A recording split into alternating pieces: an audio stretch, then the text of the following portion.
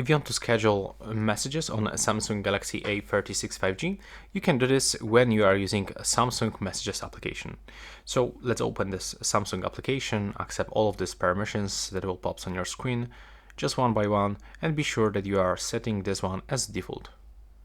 Then open your conversation or create the new one, click on the plus on the bottom corner of the screen, and select Schedule Message.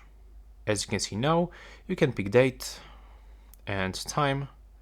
You can also set schedule later, so you can pick up, you can write the message and then do this later. And then you have to click done. And now you are able to actually input your message. There we go. And click on this icon to send. Now as you can see right here, we can find this information that this message was scheduled. And by clicking on this clock icon, you can find information when this message will be sent. You can also send it right now, delete or edit, this time.